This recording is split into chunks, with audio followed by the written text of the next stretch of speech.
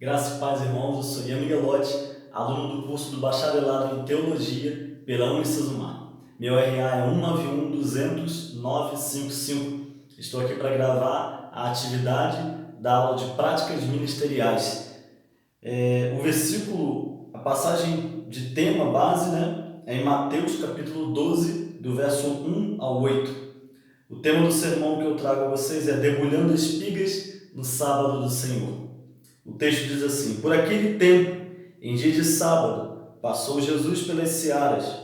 Ora, estando os seus discípulos com fome, entraram a colher espigas e a comer. Os fariseus, porém, vendo isso, disseram-lhe: Eis que os teus discípulos fazem o que não é lícito fazer em dia de sábado.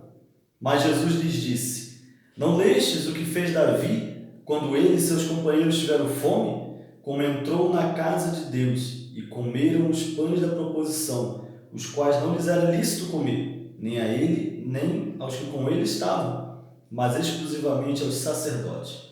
Ou não lestes na lei que, aos sábados, os sacerdotes no templo violam o sábado e ficam sem culpa? Pois eu vos digo, aqui está quem é maior que o templo. Mas se vós soubesseis o que significa misericórdia quero e não holocaustos, não terias condenado o inocente, porque o Filho do Homem é Senhor do sábado. Amém? Bom, o texto começa dizendo que em um sábado, enquanto caminhavam com Jesus, os discípulos tiveram fome. Então, diante da seara na qual passavam, resolveram colher espigas e comer. Este ato por si só não era reprovado pela lei. Lá em Deuteronômio, capítulo 23, versículo 25, diz: Quando entrares na seara do teu próximo, com as mãos arrancarás as espigas, porém na seara não meterás a foice. O problema é que os fariseus se apegaram a um fato, a um detalhe, que isso ocorrera em dia de sábado. Os fariseus haviam estabelecido 39 categorias de atividades proibidas nos sábados. Essas proibições estavam baseadas em interpretações dos mandamentos de Deus e dos costumes judaicos. A colheita era uma das atividades proibidas. De acordo com os fariseus, quando os discípulos de Jesus pegaram as espigas e debulharam-nas com as mãos, infringiram as normas. Mas eles colheram espigas para comer e não por razões comerciais. Não estavam trabalhando no sábado. Entretanto, os fariseus não podiam e nem queriam enxergar além dos termos técnicos das leis. Não davam lugar à compaixão e estavam determinados a acusar Jesus de cometer delito. Veja, o problema não estava simplesmente no que os discípulos estavam fazendo, mas os fariseus, os religiosos da época, estavam querendo pegar uma falta ali nos discípulos, mas o foco era em Jesus. Vamos tirar alguns ensinamentos importantes dessa história. Primeiro, os fariseus haviam se perdido no conhecimento. Esse é um erro muito sutil que precisamos sempre vigiar, porque devemos crescer na graça e no conhecimento, devemos buscar sempre a sabedoria. A palavra nos incentiva a buscar o conhecimento, buscar a sabedoria, e nós precisamos apenas ponderar para não cairmos nesse erro de o excesso de informação nos prejudicar. A informação deve ser bênção para nós e não servir de laço para as nossas vidas.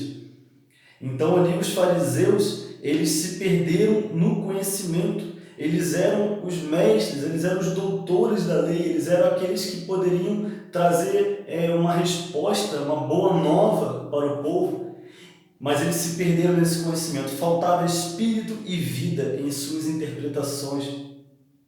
Não obstante estarem presos à letra fria da lei, eles ainda agregavam um toque perfeccionista de religiosidade, tornando o cumprimento da lei mais difícil e ampliando ainda mais o leque para julgamentos e acusações. Jesus, por sua vez, estava mais interessado na vida e no coração das pessoas. Os fariseus olhavam para o homem conforme a lei. Jesus olhava para a lei conforme o homem. No Evangelho de Marcos, nós temos um relato, uma pequena frase que não consta aqui no Evangelho de Mateus. Lá no capítulo 2, versículo 27, diz assim: E acrescentou: O sábado foi estabelecido por causa do homem, e não o homem por causa do sábado. O sábado surgiu para ajudar o homem e não para ser um peso para ele. O sábado veio para proporcionar descanso ao homem. Deus instituiu o sábado, estabeleceu ali o sábado, é como se fosse obrigando o homem a descansar. Porque Deus sabia que muitos iriam entrar no ativismo, então Ele estabeleceu isso e falou: você precisa descansar.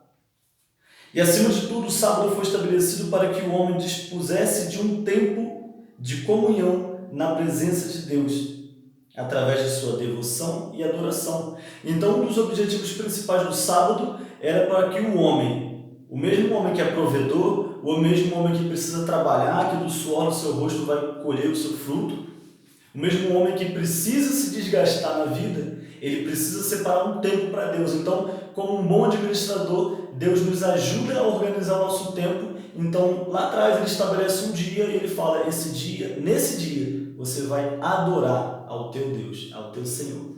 Então, o sábado, ele era para aproximar o homem de Deus. O sábado, ele era para que o homem pudesse ter um tempo com Deus, um tempo de descanso e um tempo de devoção a Deus.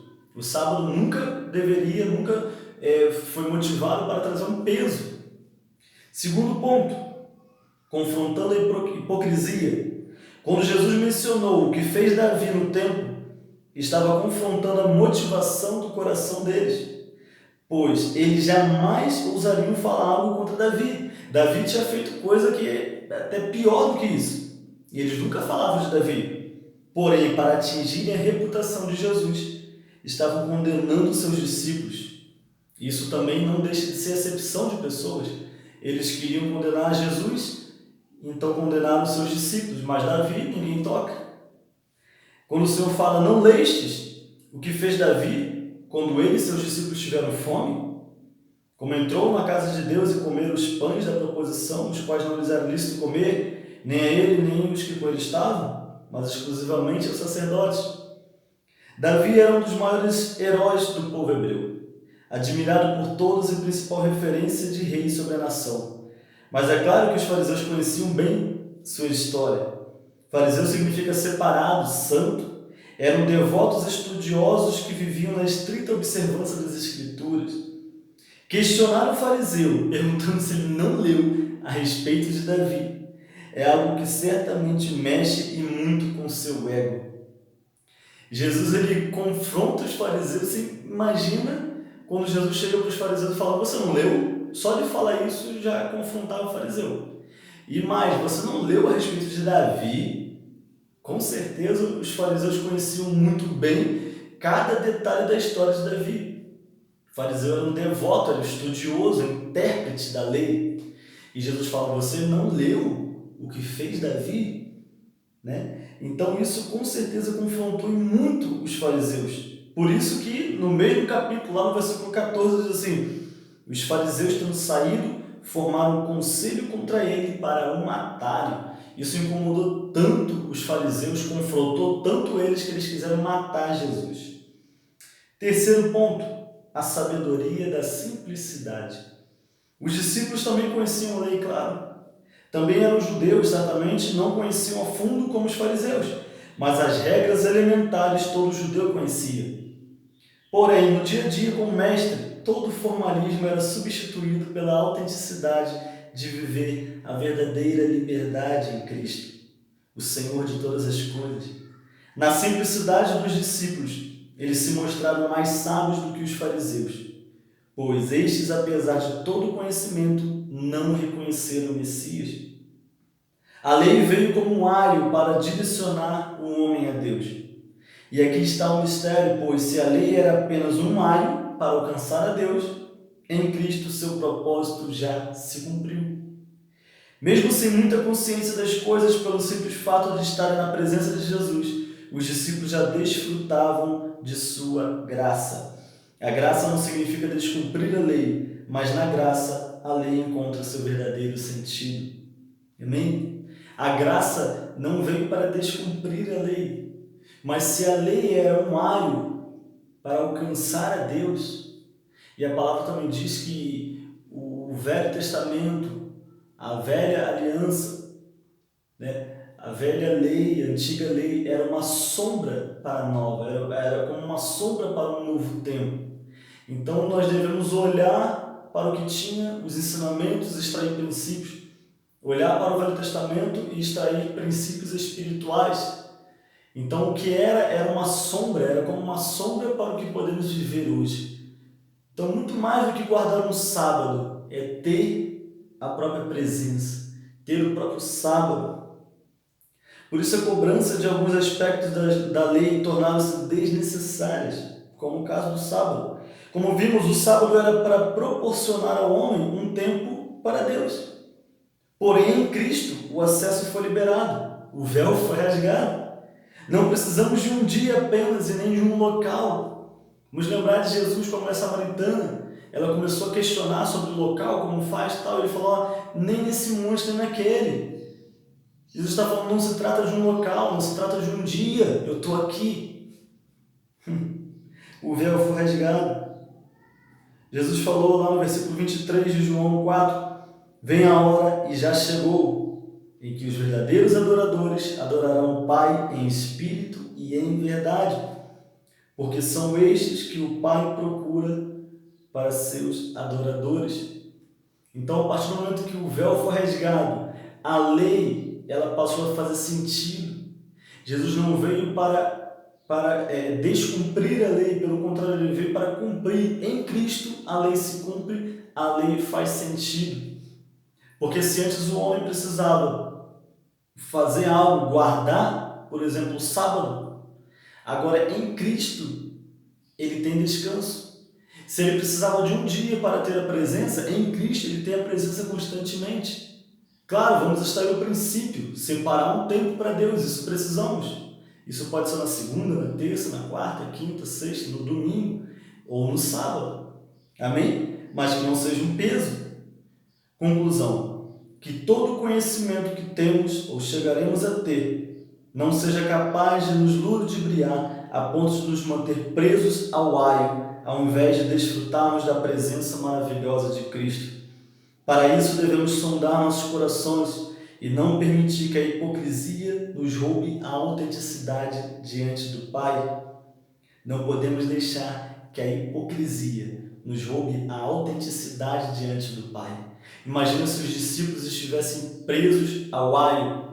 Eles não iriam desfrutar de momentos maravilhosos na presença de Jesus. Como disse, não quer dizer que eles estariam descumprindo a lei, mas a liberdade que há na presença de Cristo. Você cumpre a lei de forma natural e espontânea, porque como vimos, os discípulos nem estavam de fato descumprindo a lei. Eles não estavam trabalhando no sábado. Eles estavam apenas comendo, apenas escolhendo para comer. O problema é que os fariseus haviam acrescentado detalhes e a forma deles de interpretar é que dava margem para dizer que estavam descumprindo a lei, mas não estavam. Lembrando que neste momento, realmente, eles não poderiam descumprir a lei. Eles ainda estavam vivendo conforme o Velho Testamento. Apesar de lermos essa história no Novo Testamento, porém aqui, Cristo ainda não havia sido glorificado, ainda não havia iniciado um novo tempo. Então eles ainda viviam conforme o Velho Testamento. E Jesus jamais iria confrontar, descumprir isso. Mas eles não estavam descumprindo. O problema estava na interpretação, na forma de conhecimento do que os fariseus tinham de interpretar, que estava equivocado. Que sejamos livres, para assim como os discípulos, quando estivermos famintos, nos sentimos livres para debulhar espigas no sábado do Senhor, sabendo que em sua presença nossa fome é saciada. Ele é o nosso sábado. Voltando lá no começo, que diz que os discípulos caminhando com Jesus tiveram fome. Mesmo na nossa caminhada com Cristo, não quer dizer que não sentiremos fome, não quer dizer que não teremos necessidade, porém, devemos nos apegar nessa verdade. Cristo é o nosso sábado, nele a nossa fome é saciada, nele nós temos liberdade para debulhar espigas e nos saciar na sua presença. Amém? Deus te abençoe mais uma vez. É uma alegria poder compartilhar aqui né, nessa atividade prática da aula, né, do de pregação e práticas ministeriais pela Moisés Mar. Deus abençoe.